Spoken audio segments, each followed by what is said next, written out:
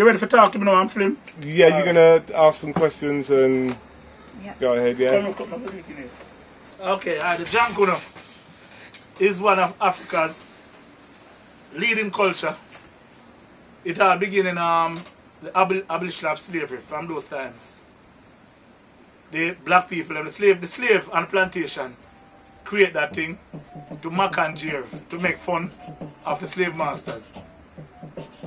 That's what I was told from where I learned. So the Jonkonnu is really a masquerade thing to fool around with the slave masters. That's what really it was for. And it become a big celebration for the slaves. Everybody get to like it and start doing it.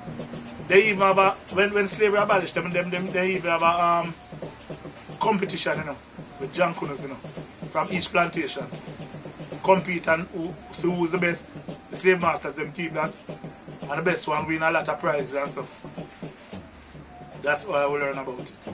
And where did you learn about it? From your family or from school? Or? No, I learned about it from my granduncle. He's from St. Mary and he used to dance Jonkonnu in St. Mary. Right? When he was young. And he come to Kingston. That was long before I born him. And he come to Kingston and do it back in Kingston here. And you did have two Jonkonnu groups in Kingston. That was his group and one named Back to Jonkonnu. Or down on Spanish Town Road somewhere. And the two men them, my uncle and the other leader, were cousins. The both of them used to dance in St. Mary. And those two St. Mary men them come here and form two groups.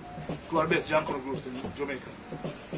And there are different characters involved. Are they always the same? Could you just explain a little bit about the characters? Okay. You have a lot of characters. Alright, like the devil.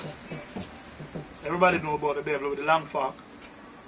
You have the pitchy patchy with the scrapses. Coward. I think you know all of those things. Coward. R said. Wild Indian.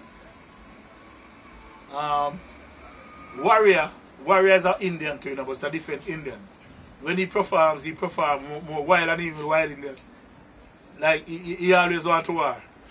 You have the houseboat, you know the houseboat, the guy with the boat on his head. You have Actor Boy. You even have Queen. That's the one part of a lady, a real lady play in the Jonkonnu group. And the set girls. Set girls and Queen. Sometimes you have police, the police officer and the cowboy.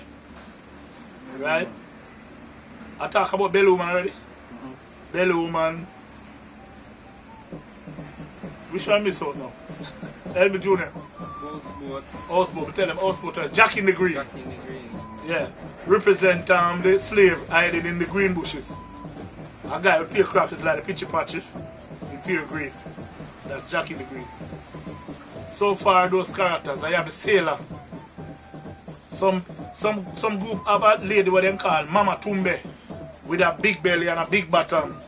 But in my group, we call that Warring Girl. So those are the main characters everybody always talk about in the Jonkonnu group. So to prepare for doing the actual, when you actually perform, how do you prepare, or is it just something that happens naturally? Can you explain? Like we practice. Well, if you go and get someone, for the first time, you have to teach them something, right? But we when you go around it, when you're born and go around Jonkonnu, I don't think no one have to teach you, you don't have to practice, because right now the group what I have is my same uncle group, and it's peer new all the men them from those days, only about 3 of them living now, and 1 of them still in the group with us. But the rest of them die off, and it's peer young guy doing it, and they do the same thing, because all those guys do it from them small. We don't really practice, Sometimes we practice if we just feel to have fun, right? We just feel to have fun, and we might fix in the drums, tightening the drums. We just play the drums for them little time there, and the man will jump up and everything. We see some man do something and say, no, it's not, so you do it that way, do it that way, and teach somebody new. But most kids just watch and learn. It's just simpler. And in terms of its kind of origins, I know you've explained about its origins, but do you see it as something that is Jamaican or African or both? Both. African, Jamaican. Jonkonnu is not only African. You have Jonkonnu in Spain, France and those places. And they call it masquerade. So, but the word Jonkonnu, that's African. And Jamaican. Jamaican is African. Is it something that's tied in with sort of African religions, or is it something that sits kind of separately? Is it just a performance, or has it got a deeper sort of meaning for you? It's just a performance.